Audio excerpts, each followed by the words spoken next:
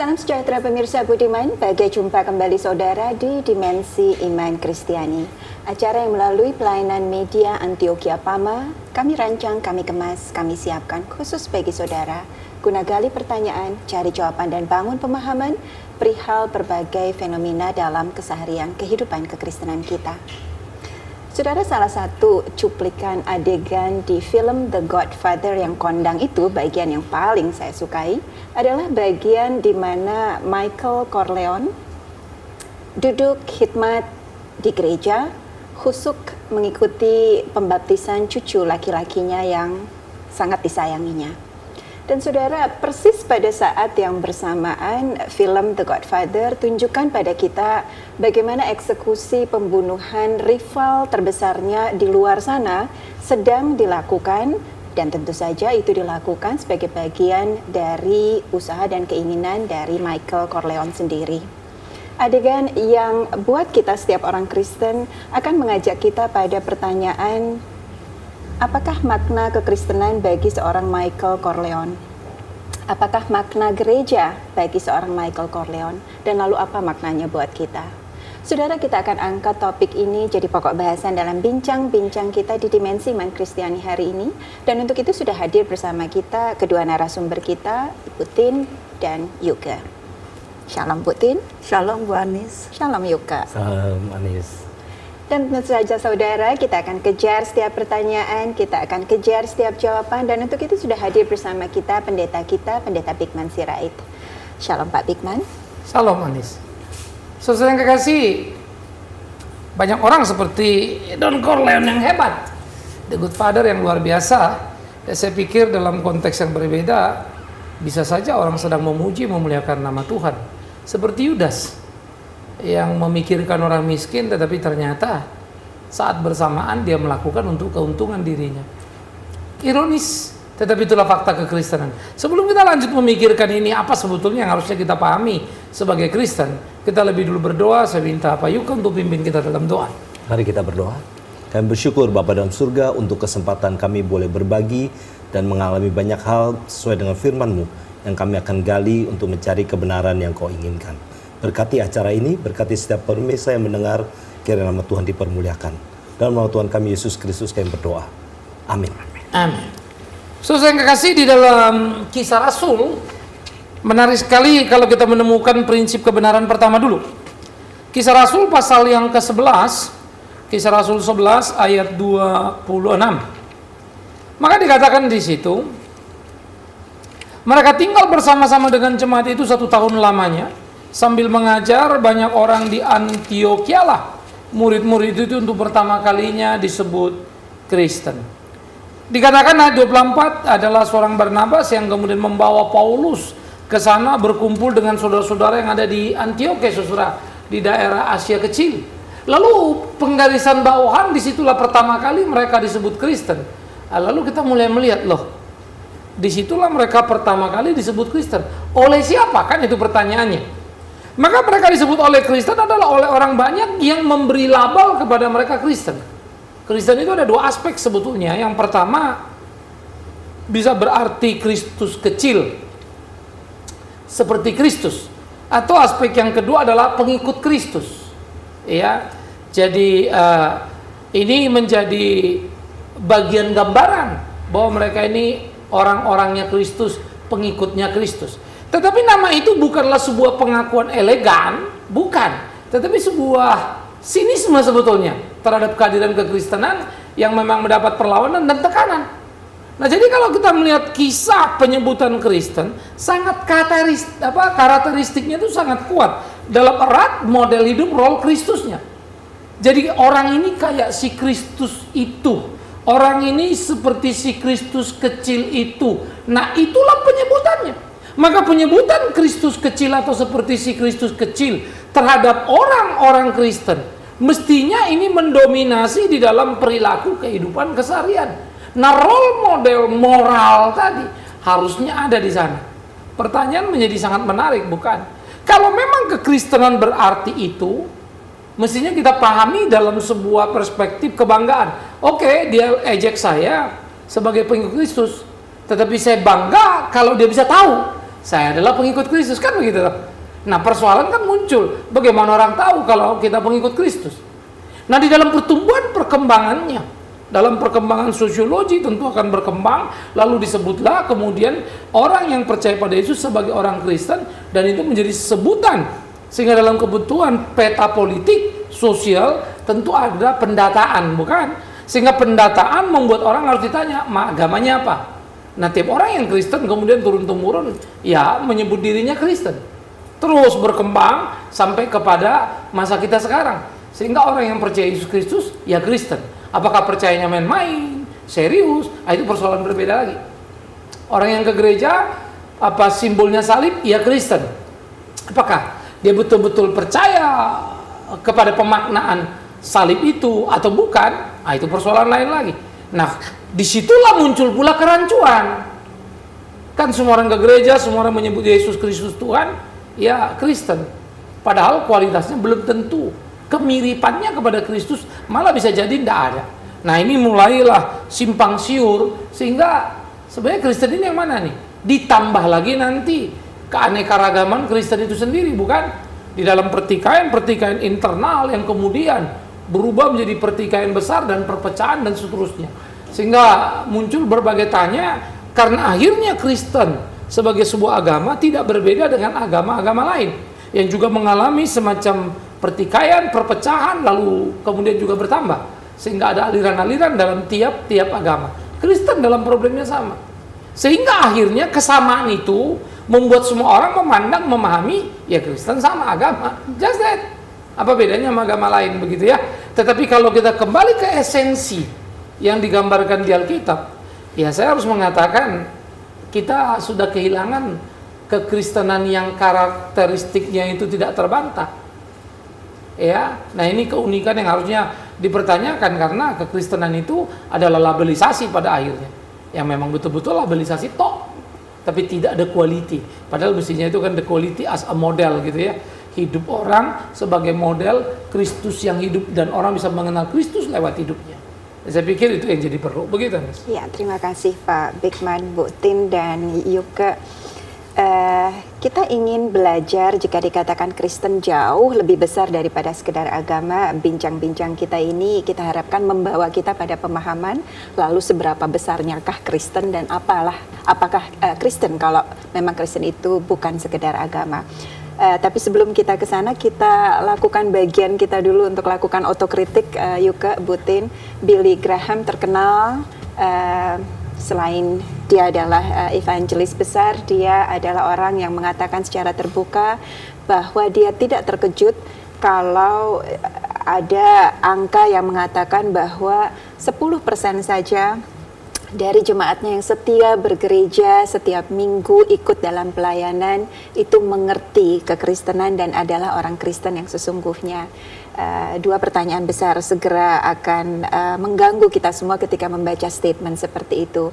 Apakah itu terjadi hanya pada waktu itu atau terjadi juga hari-hari ini? Dan kalau terjadi hari-hari ini, jangan-jangan lebih buruk daripada itu atau lebih baik daripada itu? Dan lalu mengapa itu sampai terjadi? Mengapa hanya 10% dari sekian banyak orang yang merasa dirinya Kristen ditenggarai oleh seorang Billy Graham sebagai orang yang sebetulnya sama sekali bukan Kristen? Silahkan Bu Tin dulu, Yuke dulu. Ya, saya pikir tingkah laku kita ya, saya sendiri nyadari kadang kita emosi, yang hal-hal yang mestinya bisa dikontrol begitu ya, lalu orang luar lihat ini orang Kristen bukan, atau orang yang belum mengenal Tuhan, oh iya marah-marah atau disebutnya pemarah begitu ya. Tapi tadi saya dengar dari Pak Bigman penjelasan bahwa role model itu Kristus itu ya. Kalau kita membahas hari ini kekristenan bukan sekedar agama, tapi setiap agama kan ada tokoh Pak Bigman. Kita nyebutnya Kristus sebagai tokoh, kita agama lain juga punya tokoh masing-masing. Lalu semua orang juga bertindak dengan sikapnya kan. Lalu sebetulnya apa sih yang membedakan? Artinya kita sebagai agama, sebagai orang penganut agama Kristen, tingkah laku kita nggak lebih baik begitu? Kalau tadi 10% mungkin juga angka itu cukup besar kali. Masih cukup barangkali optimis, bisa lebih kecil. Yuke bahkan lebih pesimis daripada itu Yuke ya. Mungkin ya. Kalau ngelihat ini, artinya kalau berbuat baik-baik pun dibandingin tokoh agama lain, apa pengikut agama lain tertentu, bisa jadi mereka jadi lebih kelihatan lebih baik begitu. Sebelum kita ke Pak Bigman, artinya Yuke mempertanyakan bahwa kalau Kristen itu soal meneladani Kristus, tidakkah semua agama yang lain juga punya orientasi teladannya masing-masing? Lalu apa yang membuat Kristen lalu berbeda? Apa yang membuat Kristen lalu bukan hanya sekedar agama? Kita akan ke Pak Bigman dengan pertanyaan itu, tapi sebelumnya Bu Tin. Saya juga sebetulnya berpendapat dengan Pak Yoke ya. Saya juga kurang paham ya bagaimana kita bisa membedakan antara kekristenan sebagai umat Kristus yang mengikuti keteladanan Kristus dengan apa yang dikatakan Kristen itu sebagai stempel agama. Ya, sebagai stempel agama gitu Pak. Yang itu mungkin buat saya, terlebih-lebih buat saya itu kurang memahami gitu loh Pak. Ini memang jadi satu hal yang menarik ya ketika kita diskusikan. Tetapi kalau kita bicara hitam putih dulu begitu ya, bukan ke problem yang masuk kepada gray area, hitam putih misalnya. Ketokohan, oke, kita mau bicara tentang Yesus. Pertama, yang kita pahami dia Allah jadi manusia. Oke, artinya dia menyangkali keilahiannya untuk jadi manusia. Lalu dia memikul salibnya, dia mati di atas kayu salib. Nah, kalau ini kita bicara perspektif melihat ini dari segi ketokohan secara umum, tentu menjadi berbeda dengan sejarah yang lainnya. Lalu dia menanamkan satu prinsip, dia bilang begini, kalau kamu mau ikut aku, sangkal dirimu, pikul salibmu. Menjadi berbeda lagi dengan yang lainnya, gitu ya. Sehingga keunikan-keunikan itu adalah bagaimana dia sudah melakukan, saya juga harus melakukan. Dan yang ketiga, dia mengatakan pengampunan dosa itu karena dia dengan kematian di atas kayu salib. Sudah menjadi berbeda lagi dengan yang lainnya, gitu ya. Kalau yang lain mungkin kan di dalam pemahamannya bagaimana kita hidup benar supaya dapat selamat. Nah ini kan sudah diberikan keselamatan, harus hidup benar, kan begitu. Nah oleh karena itu Kristen itu mestinya punya pemahaman itu tuh. Sayangnya pemahaman ini tidak pernah utuh dipahami. Justru kita bertanding kepada gaya hidup yang baik tadi ini. Jadi akhirnya apa bedanya ya? Jadi lomba-lomba, lomba-lomba di satu estalase dengan peraturan baru nih. Sehingga ketika kita berbuat baik bukan lagi karena pemahaman Kristusnya, tapi karena pemahaman sosiologi agama yang berlaku umum dalam kehidupan sehari-hari. Sementara Kristen itu cuma bajunya, gitu. Nah jadi kita kehilangan esensinya. Nah ini yang kemudian menjadi apa namanya berbahaya di dalam kekristenan. Karena itu mestinya Kristen itu adalah si pengikut Kristus. Yesus yang Allah mau jadi manusia, atas jadi bawah. Nah, kita mau nggak? Yang kedua, dia mati untuk orang yang berdosa. Saya suka Paulus bilang, ya mungkin banyak orang mati untuk orang yang disayangi. Ya saya bela anak saya, istri saya rela mati. Ada. Tetapi kalau kemudian saya mati untuk musuh saya, nggak ada cerita itu. Ah, itu Yesus lakukan. Adakah saya disemangati oleh apa yang sudah saya alami sebagai musuh Tuhan Yesus itu yang kemudian dia mau memakai saya, memilih saya? Nah, jadi kembali lagi kepada pemahaman kekristenannya itu esensinya. Nah ini nggak bisa hilang. Nah itu sebab saya bilang tadi di depan, ketika itu jadi agama, jadi kompetisinya antar agama.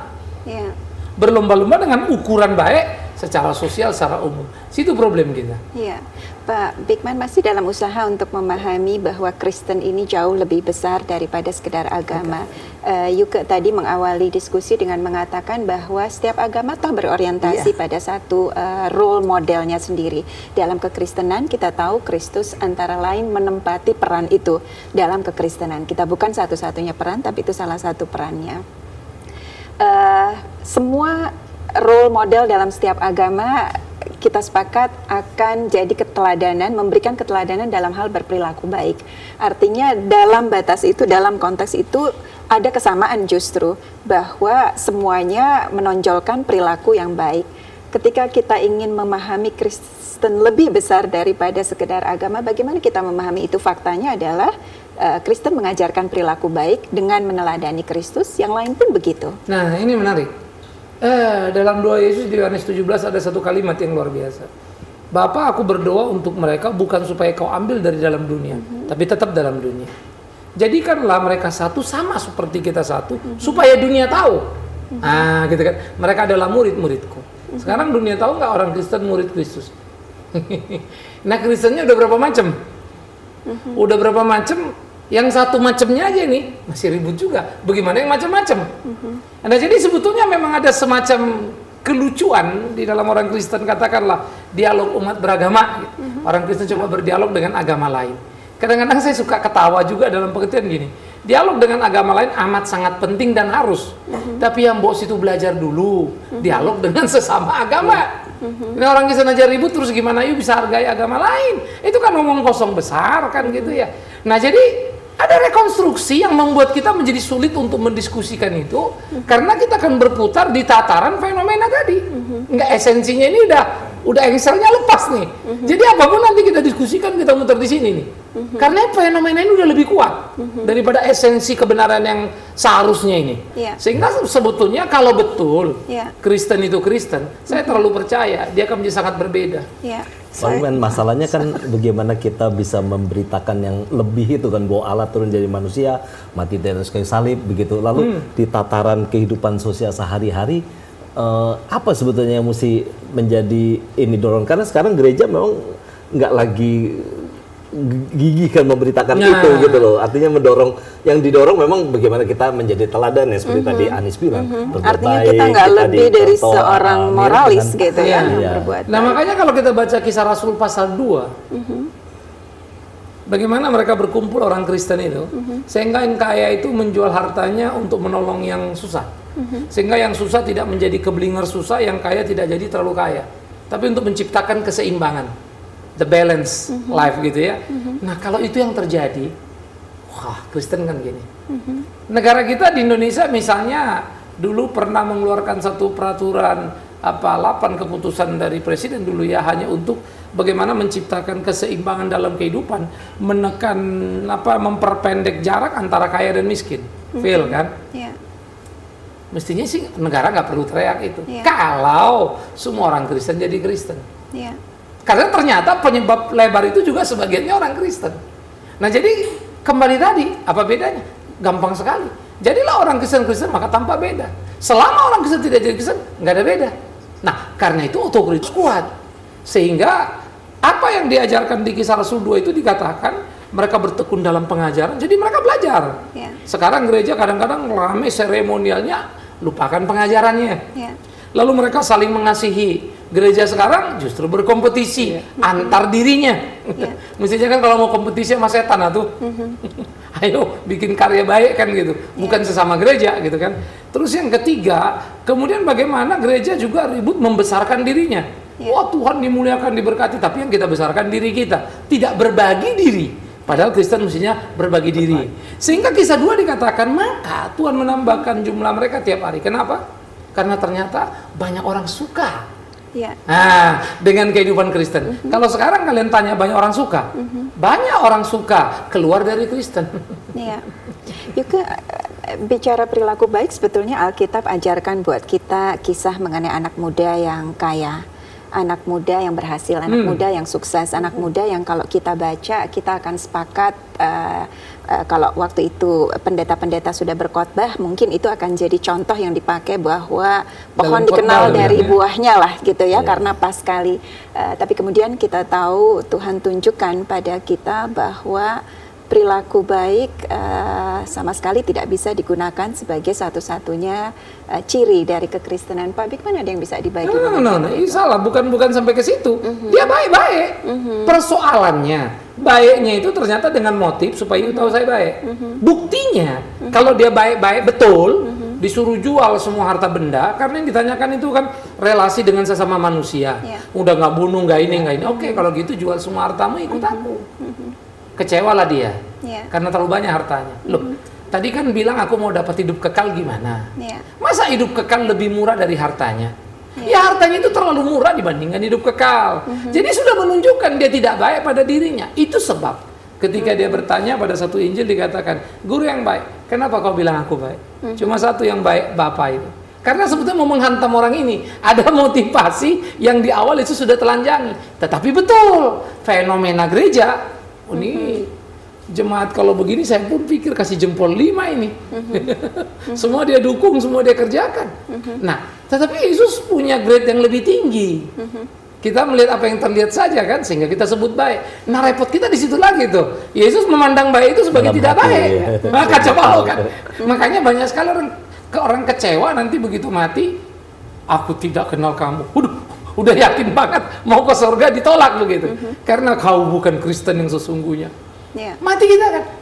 Nah, oleh karena itulah tadi yang saya katakan, yang di sebelah sini nih tentang Kristus ini nih, udah kabur. Sehingga pengenalan di sini jadi kacau balau. Hanya kompetisinya itu antar agama. Padahal berkompetisi sebetulnya adalah kita hidup sebagai orang Kristen melakukan tuntutan Kristus. Kita nggak lagi tanding sama agama lain, sebetulnya enggak. Kita juga nggak tanding sama orang lain, apalagi gereja. Tapi kita memenuhi tuntutan Kristus. Kalau semua berlomba-lomba memenuhi tuntutannya, bumi langit bedanya, Anis. Hanya sayang. Memang tidak membuat kita muncul dalam diskusi ini. Kenapa gini ya? Itu fakta memang. Gitu. Pak Bigman, anak muda yang kaya. Alkitab memang tidak secara eksplisit menjelaskan di situ apakah ada usaha untuk menjelaskan mengenai keselamatan dan sebagainya. Tapi artinya pertanyaannya, kami juga belajar mengenai keselamatan dan sebagian dari kami barangkali percaya itu dengan sesungguhnya dan mencerminkan itu dalam kehidupan keseharian kehidupan kami. Sebagian tidak mempercayai itu. Apa yang membedakan Pak Bigman? Usaha kita yang membedakan itu? Saya pikir kita mesti berani menggugat diri kita. Kebiasaan kita orang Kristen kan tiap minggu menerima berita anugerah kan. Tuhan memberkatimu. Nah, itulah terindoktrinasi dan akhirnya kita menjadi amat pede bahwa kita adalah orang yang mati masuk surga. Saya pikir itu harus dilululantakkan. Tapi saya juga sadar kalau saya ngomong gitu pasti ada juga pendeta lain bilang, wah Pak Bigman kurang beriman. Kita harus yakin. Sehingga antara yakin beriman sama yakin sugesti jadi beda-beda tipis. Yang terjadi kita mensugesti diri kita. Nah, sehingga bagi saya anak muda itu ada koreksi yang bagus, bukan bicara soal selamat atau tidak, tapi dia sudah gagal memahami arti baik itu, mengasihi sesama. Dia gagal. Itu yang kita tahu. Endingnya kan memang kita nggak tahu berikutnya, begitu ya. Tetapi bagi saya itu sudah menjadi catatan yang perlu juga keberanian bagi kita, bahwa ada terlalu banyak orang merasa baik dalam konteks keagamaannya, tapi ditolak Tuhan. Nah, saya perbuat itu menjadi histeri yang lebih hebat, nggak masuk surga. Pak Bigman mengisyaratkan pada kita bahwa ada keangkuhan di dalam gereja. Ada keangkuhan yang sangat di dalam gereja. Kekristenan adalah anugerah dari Tuhan, itu yang Pak Bigman katakan. Kekristenan bukan usaha kita sendiri. Tapi statement itu membawa kita pada satu pertanyaan lainnya. Kita berkali-kali Pak Bigman angkat mengenai Mahatma Gandhi, pejuang India yang kita tahu bukan orang Kristen, pejuang yang hidupnya syarat dengan catatan kebaikan yang dia lakukan buat kemanusiaan, dan dia mencintai Kristus. Dia mengakui dalam kalimatnya, dalam ucapannya, bahwa saya sangat mencintai Kristus, tapi saya sangat membenci orang-orang Kristen karena mereka tidak berperilaku seperti Kristus.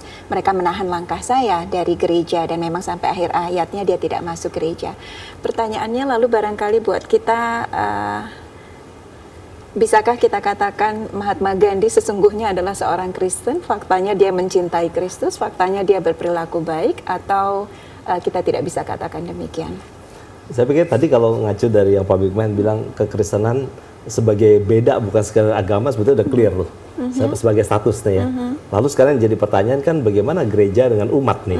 Sebab satu sisi kita harus memberi teladan, tapi sisi lain ternyata memang nggak cukup itu. Waktu Tuhan suruh kita pikul salib, kita kagak sanggup. Menyangkal diri, kita itu nggak lakukan. Bahkan contoh yang anak muda itu, kalau secara tataran fenomena udah baik semua kan, nggak bunuh, nggak apa. Tapi ternyata memang betul koreksi itu dalam hati ya Pak ya. Jadi mesti dalam hati. Jadi kalau pikir-pikir begitu, ya barangkali Mahatma Gandhi kalau secara real di dalam hatinya memang dia mengasihi sesama itu kan. Hanya satu, karena dia tidak mengenal Kristus secara pribadi itu barangkali. Tapi saya nggak tahu. Itu kan jawaban personal sendiri. Saya bisa benci dengan gereja gitu, tapi saya tetap cinta Kristus dalam arti gereja tertentu secara institusi ya.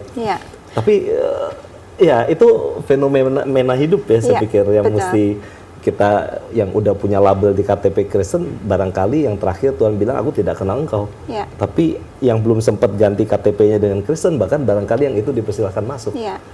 Pak Bigman bisa jadi Ya, penutup barangkali. Ibu Tin gimana dia membayangkan coba? Kelihatan dari tadi Ibu Tin sudah merenung gitu terus. Jadi mikir, saya masuk nggak nih? Masuk panggilan ya Pak ya. Masuk surga Pak. Amin. Amin. Kalau saya hanya ingin tahu ini aja Pak. Kan tadi topik adalah kekristenan bukan sekedar agama ya Pak ya. Kita tahu bahwa di dalam kekristenan itu kan banyak alirannya Pak ya. Aliran atau apa saya kurang tahu, kurang paham ya Pak ya.